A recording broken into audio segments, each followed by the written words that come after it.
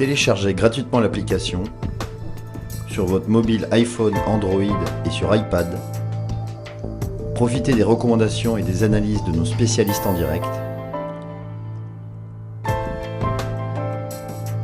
Et suivez en temps réel nos émissions depuis les réseaux sociaux. –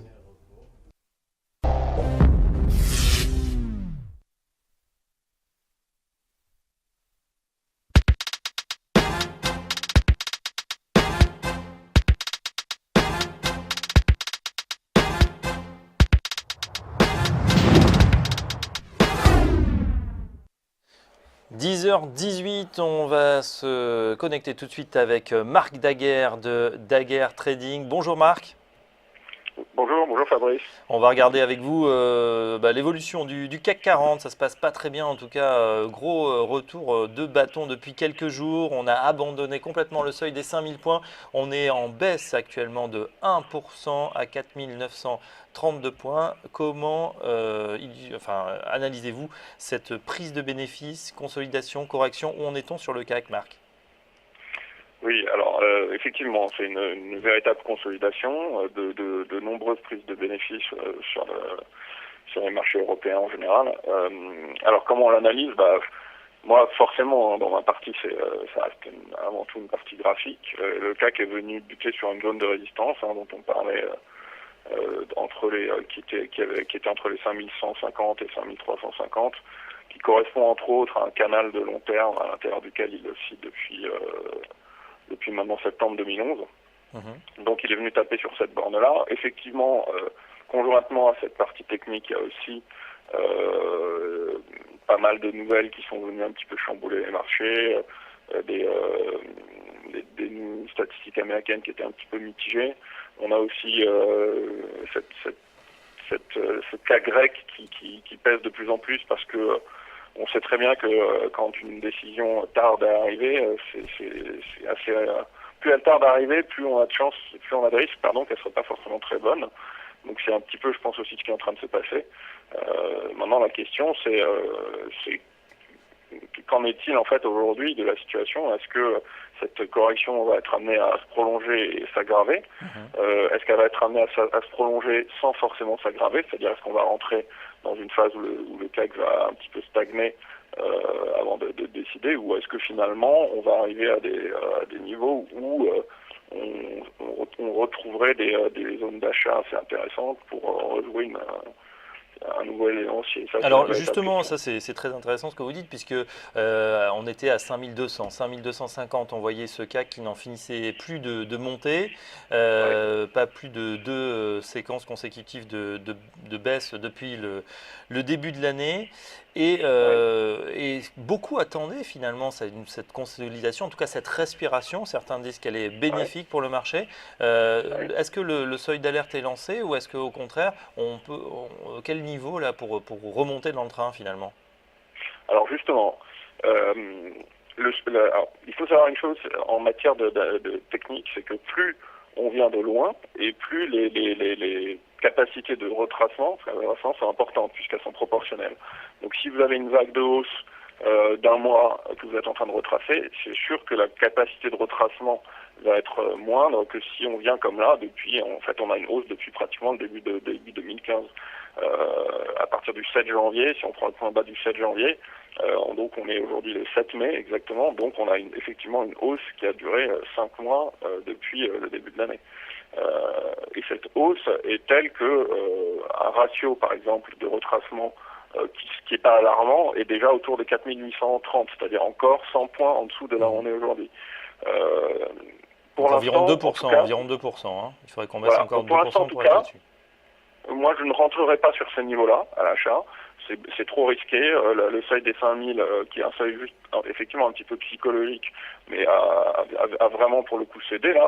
Encore, quand on était à 4980, on pouvait encore envisager qu'on était en train de le mordre, mais là, à 4930, c'est plus vraiment le cas. Donc je pense qu'il vaut mieux rester prudent et attendre encore un petit peu des niveaux plus bas.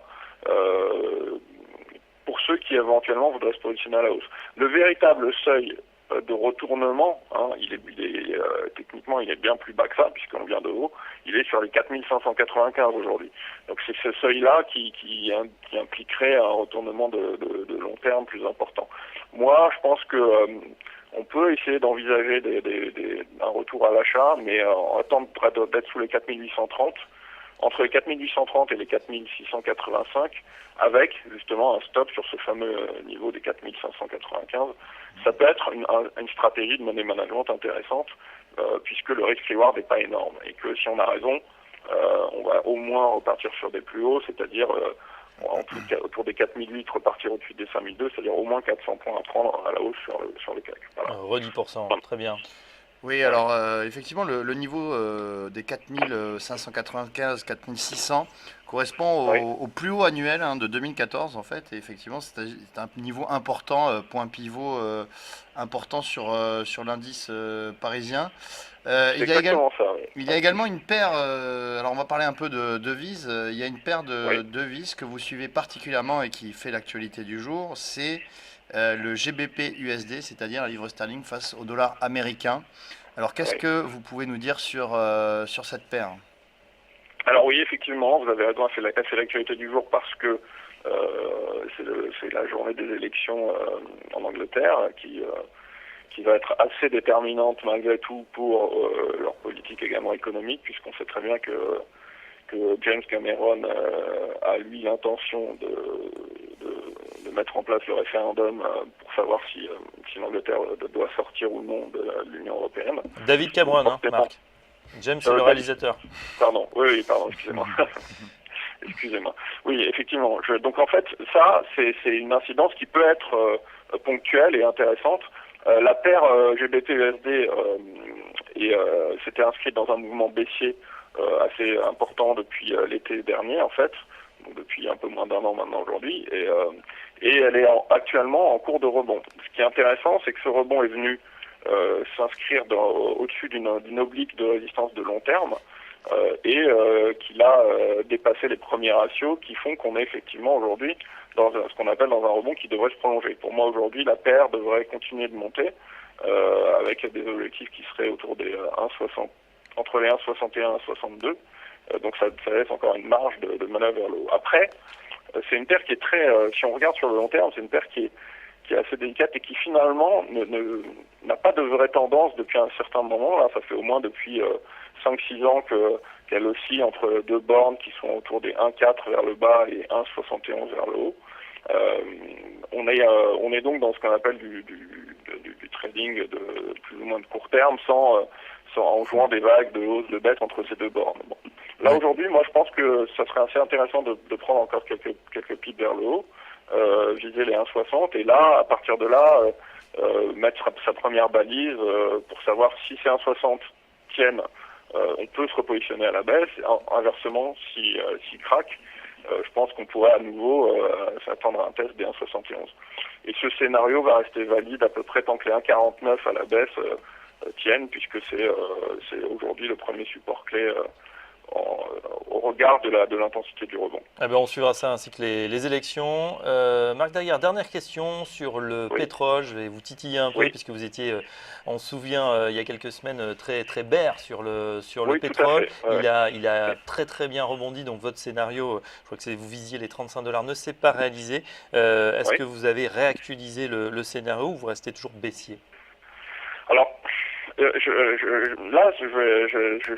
sais pas que je suis embarrassé du tout, parce que je suis quelqu'un qui dit toujours un peu ce qu'il pense, mais là, sur le pétrole, comme sur l'euro-dollar d'ailleurs, puisqu'on en parlait très souvent, on faisait un peu les parallèles, on est dans une phase de rebond en 3 temps pour l'instant. Et les phases de rebond en 3 temps, moi je me méfie toujours, parce que ça peut être c'est ce qu'on appelle des rebonds techniques en ABC, et là, si vous regardez sur le pétrole, on est en train de faire la 3e vague, et la 3e vague est aujourd'hui à très très peu de choses près proportionnelle à la première. Alors là, ce que j'appelle les vagues, la première vague du rebond avait lieu entre le mi-janvier et à peu près mi-février, quand on est allé taper les 64 sur le Brent. Voilà. Après, il y a un petit répit qui a ramené le pétrole autour des 53, le Brent, et la 3e vague, donc la vague C, est en cours aujourd'hui et est venue taper juste en dessous des 70. Ouais. Donc Pour vous répondre, je dirais la chose suivante, et ça peut encore paraître étrange, mais voilà, comme j'ai l'habitude de dire vraiment ce que je pense, c'est aujourd'hui que les choses vont se décider sur cette zone des 70, qui a une résistance assez forte sur le Brent. Si cette zone tient et que le Brent venait à repasser à nouveau sous les 64, je suis pas persuadé que mon scénario ne va pas se réaliser malgré tout, même si c'était pas du tout dans le même timing, et qu'on reparte pas à la baisse. Maintenant, si jamais, au contraire, cette zone des 64 tenait et qu'on dépassait plus sérieusement les 70, je pense qu'il serait plus raisonnable cette fois effectivement d'envisager une reprise haussière plus conséquente et qui pourrait éventuellement inverser la tendance. À savoir, malgré tout, que l'overlap clé pour moi à surveiller pour valider une reprise haussière de long terme reste sur les $80 sur le Brent. Très bien, merci Marc. Effectivement, le pétrole toujours extrêmement compliqué à décrypter, facteur géopolitique très très lié évidemment à ce qui se passe également sur le billet vert. En tout cas, on suivra ça avec vous. Je rappelle que vous êtes le fondateur de Dagger Trading et qu'on vous retrouve tous les lundis matin en plateau sur notre plateau, donc sur TV Finance dans Direct Marché et Direct Investisseur. Merci Marc, à très bientôt. Bonne journée. Merci Fabrice, merci Antoine. Merci Marc. Tout de suite, on va accueillir dans quelques instants un nouvel interlocuteur. Ce sera Eric Seban de Perceval Conseil dans quelques instants. À tout de suite.